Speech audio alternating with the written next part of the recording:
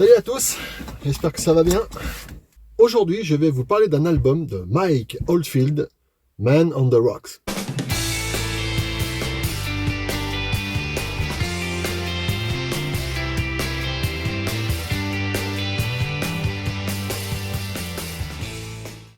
Mike Oldfield est né le 15 mai 1953 à Reading, dans le Berkshire. Il est surtout connu pour son album sorti en 1973, Tubular Bells, le truc d'horreur un peu là. Mais c'est pas voulu ça. Hein. Bien sûr, il est connu aussi pour sa chanson pop Moonlight Shadow, sortie dans les années 80. Et après, pour sa biographie, allez voir notre ami Wiki. Eh bien, sa musique est très difficile à classer. Ça va du rock progressif à la musique folklorique et à la pop musique.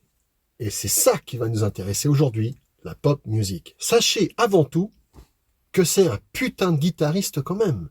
Il compose tous ses morceaux sur cet instrument. Après, je pourrais dire que ses réglages sont nasillards, un peu spéciaux, mais ça n'a aucun intérêt. À part pour les gratteux, bien évidemment. Il joue sur Fender, Telecaster et Stratocaster.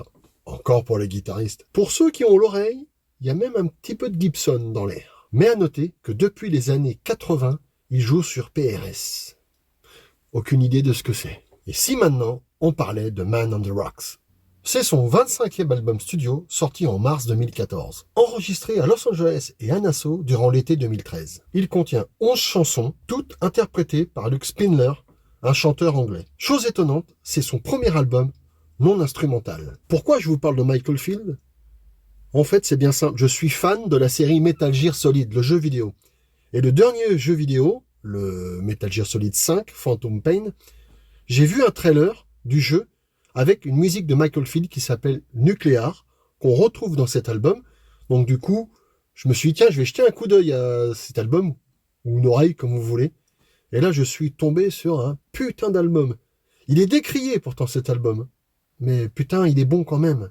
Il faudrait que les gens arrêtent de s'attendre à écouter de l'instrumental avec Mike Oldfield et s'ouvrent un peu.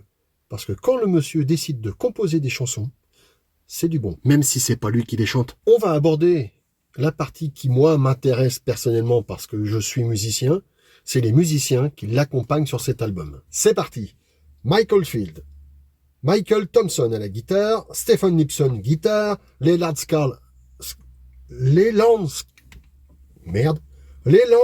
Sklar à la basse. Ça doit être un truc suédois, je sais pas trop quoi. C'est un putain de bassiste. C'est le bassiste avec une longue barbe blanche là, qui ressemble au Père Noël. D'ailleurs, entre parenthèses, vous pourriez peut-être faire une petite blague à vos enfants et dire que c'est le Père Noël qui joue de la basse. Moi, ça a marché avec les miens.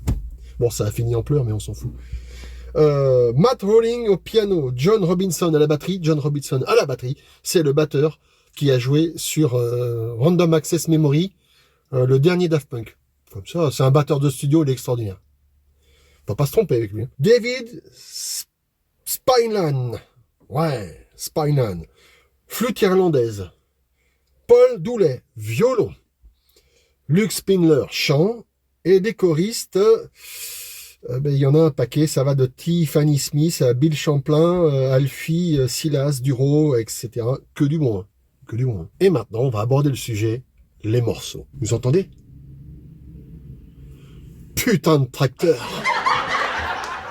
L'album commence avec un morceau qui s'appelle Sailing, voile de 3 minutes 38. Petite chanson pop, enthousiasme, entraînant. Guitare électrique et folk se répondent. La première accompagnant les refrains et la seconde les couplets. La guitare électrique renforce avec de très courts solos l'énergie du refrain. Une petite entrée en matière tranquille pour le chanteur Luke Spindler. Alors on peut même se surprendre à taper du pied quand on écoute ce morceau, à hocher de la tête. Très bien pour commencer un album ça. Deuxième morceau, Moonshine, clair de lune, de 3 minutes 27. Le début, intro, couplet, normal on va dire, en arpège électrique qui pourrait rappeler certaines intros de U2, jusqu'à l'arrivée de la flûte irlandaise qui casse un peu le côté rock du morceau, sans pour autant en diminuer l'énergie. L'énergie renforcée par l'arrivée de la batterie et sa tournerie limite un petit peu militaire à la caisse claire. Puis un violon vient compléter l'ensemble. Il arrive au moment du refrain pour agrémenter l'énergie du morceau. Puis solo jusqu'à la fin. avec répétition, bien évidemment, refrain. Ce que je retiens de ce morceau, c'est une merveille du contrôle de l'énergie d'un morceau. Plus on avance dans le morceau, et plus on en a un petit peu. On s'en rend pas compte sur le coup, un petit peu. Et quand on arrive à la fin, on se dit, waouh, putain, ça claque. Et surtout, l'apport progressif de divers instruments qui fait que s'ils n'étaient pas là, il manquerait quelque chose. On n'y fait pas forcément attention à l'écoute. Ah, on sent un truc arriver, on entend un truc arriver. Et en fait, au final, si on enlève tous ces petits morceaux, tous ces petits instruments, eh bien, le morceau est dénué de sens. Man on the Rocks, l'homme sur les rochers, de 6 minutes 10. C'est une somptueuse power ballade. Yeah! Clairement, le morceau de l'album. Tout est bon dans cette chanson. Un très bon point pour le chant, qui commence tout doucement et finalement se durcit à la progression du morceau. Le solo paraît simple, mais attention, la production est au top avec l'arrivée de clavier et de chœur. Pareil, au fur et à mesure. Il respecte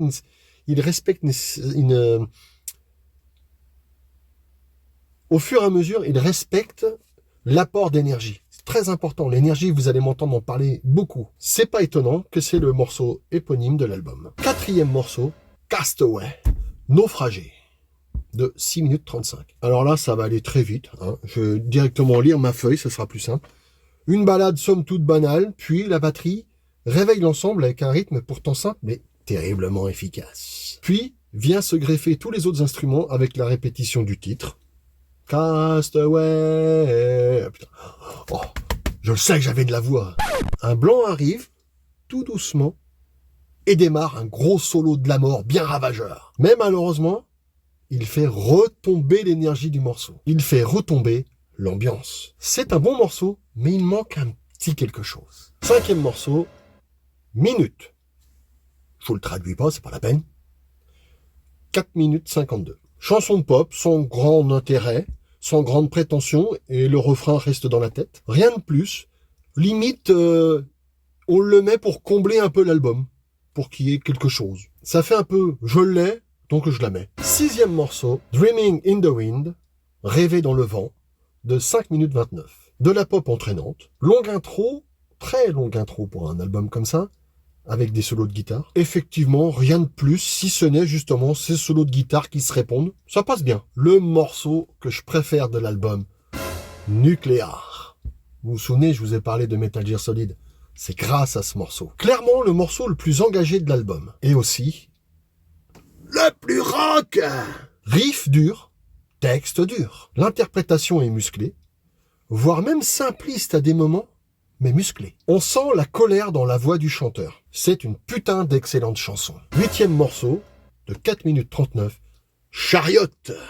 C'est de la vraie pop rock à l'anglaise. Une intro du plus bel effet avec une guitare à la sonorité remplie d'effets. Effets électro. La réverb sur la voix donne un peu un son cathédrale. Le refrain soutenu par les chœurs est entêtant. La petite ligne de basse sur le refrain est bien sympa, surtout quand il n'y a plus la batterie et le chant. Un morceau qui passe plutôt bien. 9e morceau, Following the Angel, en suivant les anges, de 7 minutes 5. C'est une ballade planante. La première minute est essentiellement composée de guitare, de piano et de chant. On sent venir la batterie quand un joli petit coup de cymbale, comme à l'opéra, vous avez vu, je le fais bien. On la sent venir, mais non, elle ne démarre pas. Le morceau continue juste agrémenté de nappes de clavier. Et enfin, à la fin du sempiternel couplet-refrain, arrive le duo basse-batterie, qui transforme le titre en une ballade beaucoup plus conventionnelle. Conventionnelle, certes, mais magique, avec la répétition du titre constante. Ah là, je ne veux pas vous le chanter. Puis, les chœurs viennent, et enfin, une voix de femme en lead, seule, vient finir le morceau. 10e morceau, Irène, de 4 minutes. Du blues rock, mi-tempo, qui pourrait s'apparenter à du ZZ Top à certains moments, voire même du John Thorogood. Ça passe. Seul hic, j'aurais préféré de vraies trompettes plutôt que des simulés au clavier. 11e morceau et le dernier morceau, I Give Myself Away. Je me donne 5 minutes 11. Une dernière balade qui frôle le slow, vraiment douce, jusqu'à 1 minute 50 environ. Puis le groupe arrive en apportant une nouvelle énergie rock. Un très bon morceau dont certains pourraient s'inspirer. Très bon morceau pour finir l'album.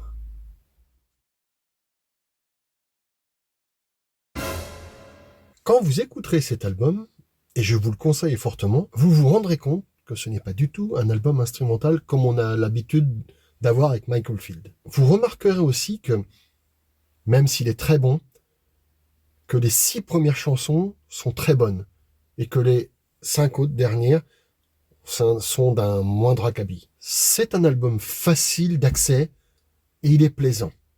Ça change de ce qu'il fait d'habitude. Cet album reflète le côté génie de Michael Field, qui a décidé de faire des chansons au lieu de faire des instrumentaux.